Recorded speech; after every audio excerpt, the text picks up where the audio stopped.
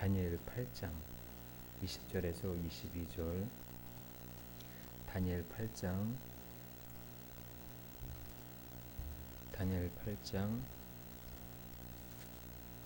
20절에서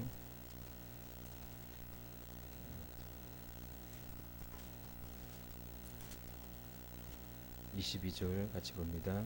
다니엘 8장 20절, 21절, 22절까지 같이 우리 합독합니다. 시작.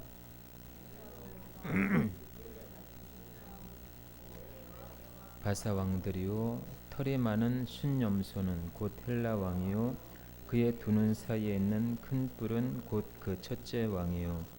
이 뿔이 꺾이고 그 대신에 네 뿔이 났은즉 그 나라 가운데서 네 나라가 일어나되 그의 관세만 못하리라. 아멘. 할렐루야.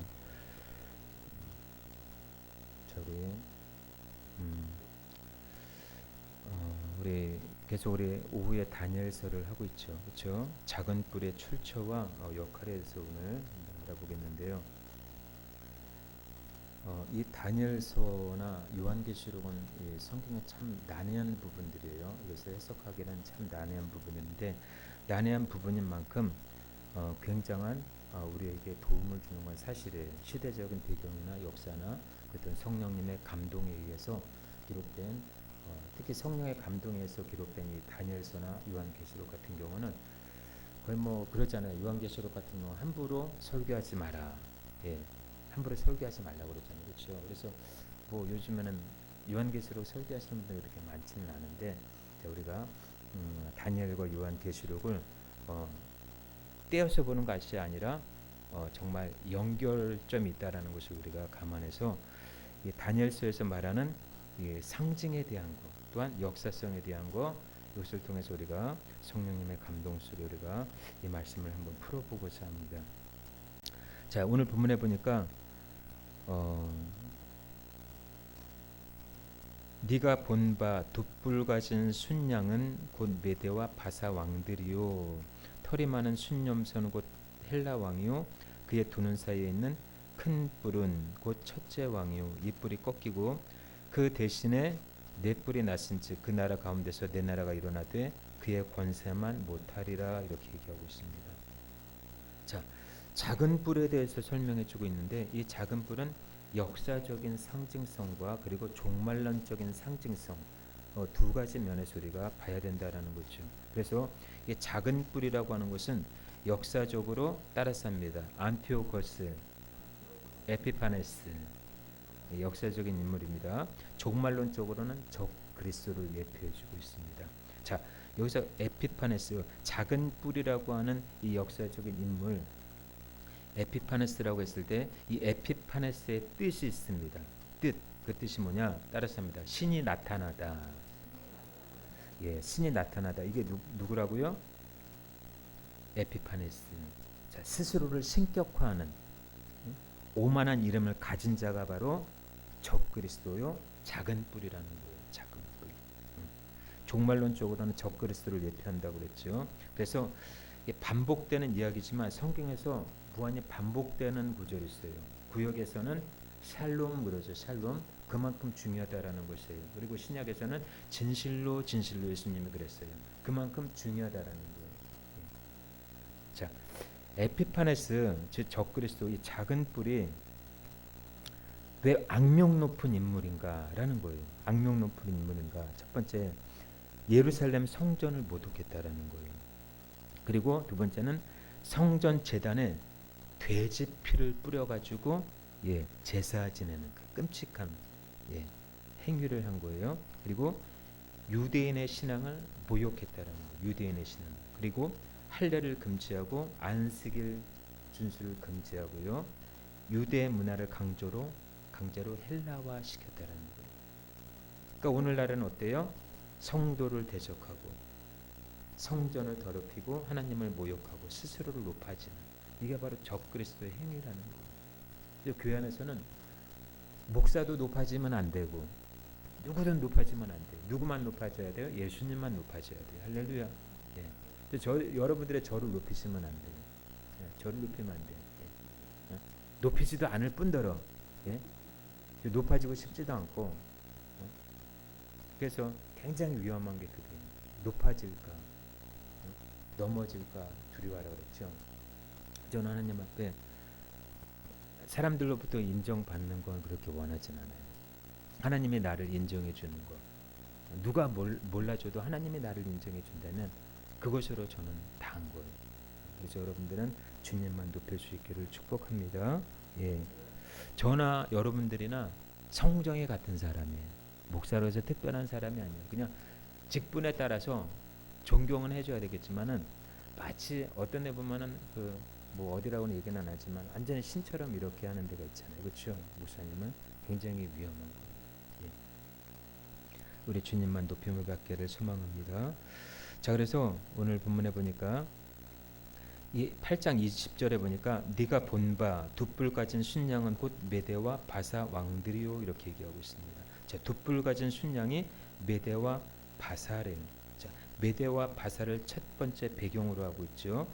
작은 뿔 곧 안티오코스 에피파네스가 여기서 나온 건데, 자, 동시에 이 작은 뿔은 종말론적으로 누구를 예표한다고요? 적그리스도를 예표한다고 그랬죠. 자, 여기서 메대라고 하는 이 메대는 역사학자 중에 한 사람인 헤로도토스라는 사람이 있어요. 헤로도토스. 자, 한번 따라서 합니다. 헤로도토스. 예, 우리는 역사까지 배워요. 성경만 배우는 것이 아니라 역사까지 배우셔요. 예. 자, BC 7세기에 통일 왕국을 이루었다고 합니다. 누가요? 헤로도토스라는 이 역사학자가. 그래서 이 메대는 오늘날 어느 나라를 지칭할까요? 오늘날.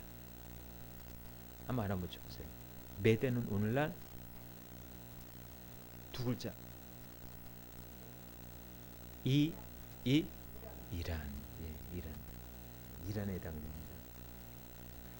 자, 오늘날 이란에 해당되는 지역인데, 자, 열왕기하 17장 6절에 보면요, 북이스라엘 사람들이 이 메대에서 포로로 살은 적이 있습니다. 그리고 바사왕 고레스에서 화병이 된 적이 있어요. 예. 그리고 메대 말고 또 바사는 오늘날 어디라고요? 어딜까요? 똑같이 이란. 예, 똑같이 이란이에요. 자, BC 1500년경에 유목민 아리안족이라는 게 있어요. 아리안족이 원주민 이름도 어렵네. 카스피 안족을 물리치고 세웠다라고 합니다. 예. 자, 그만큼 명성 높은 이 메대와 바사. BC 4세기 경에는요, 헬라의 알렉산더에게 패한 적이 있습니다. 이 나라가 서남아시아 전 지역을 지배하던 강국이 바로 바사예요. 바사. 그만큼 강대국이에요. 자, 성경에서 이 바사의 이 고레스 2세라고 있어요. 자, 유다의 바벨론 귀환에서 결정적인 역할을 했던 인물로 묘사되고 있습니다. 자, 마찬가지로 이 작은 뿔, 성경에 나오는 다니엘서에 나오는 작은 뿔의 출처는 첫 번째 배경으로 메대와 바사를 이해하는 것 못지않게 중요하다라는 거예요. 그래서 이 마지막 때 우리 예수님이 재림할 때, 재림하기 전에 적그리스도의 출처, 적그리스도가 나타난다. 지금도 뭐 적그리스도가 있기는 하죠, 그렇죠? 뭐 이단, 그리고 사이비, 예, 적그리스도잖아요. 예. 자, 다니엘서 8장의 작은 뿔의 출처, 이 첫 번째 배경과 비교되는 종말의 적그리스도. 자, 출처 첫 번째 배경이 뭐냐면 미국과 소련 양국 간의 세력 시대가 다가오고 있다는 거예요. 미국이 강할까요? 소련이 강할까요? 네? 그렇죠. 미국이 강하죠. 역사적으로 볼 때 지금은 그 시대를 지나서 미국 단독 시대에 머무르고 있습니다. 그래서 머지않아서 다니엘 8장 넷불에 비교되는 4대 강대 세력 시대가 반드시 열 것이에요. 자, 그래서 메대 바사 두 나라 중에는 바사가 더 강국이었다라는 거예요. 그래서 미국 소련 양대 세력 시대에는 미국이 더 강국이라는 거예요. 자, 21절 한번 읽어볼까요? 다니엘 8장 21절 시작.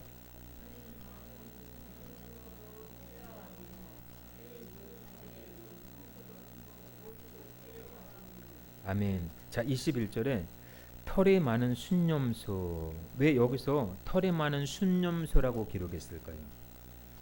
털이 많은 순념소. 이거를 뭐를 얘기할까요? 여러분, 털이 많은 순념소 어떻게 생각하세요, 여러분들?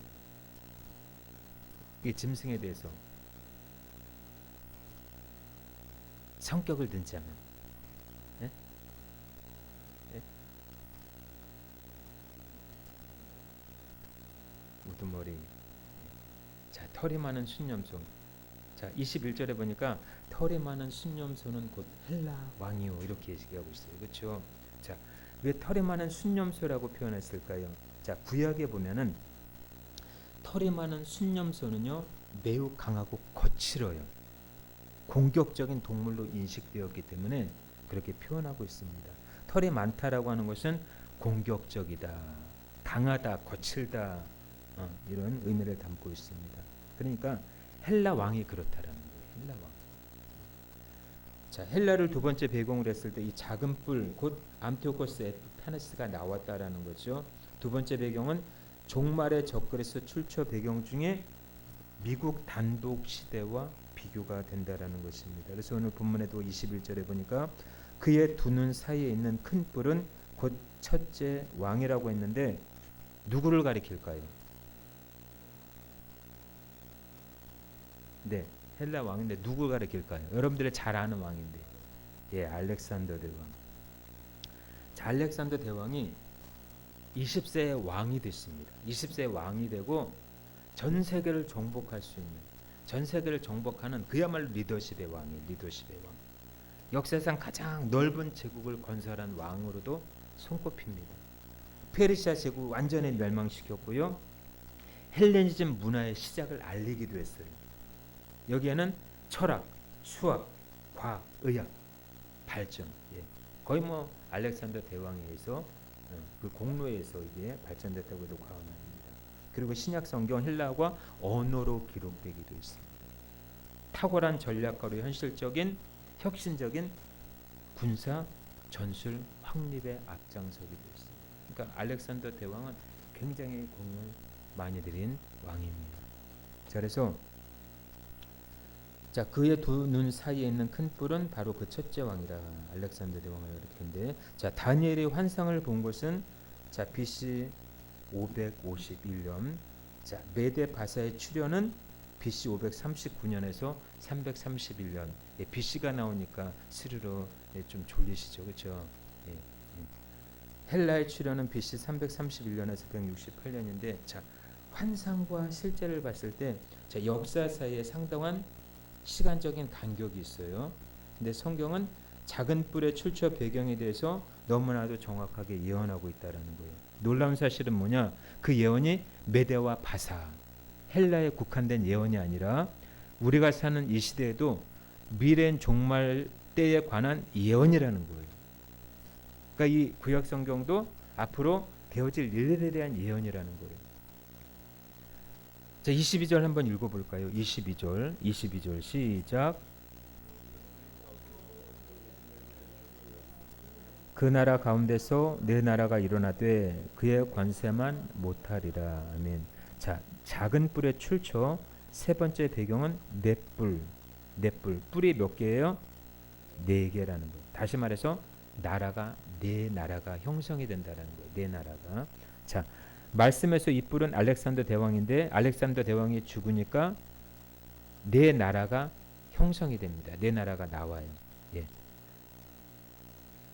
자, 그래서 이 헬라에서 갈라진 이 네 나라, 자 한번 따라서 합니다. 셀류커스, 프톨레미, 리시마커스, 비두니아. 자, 시작. 예.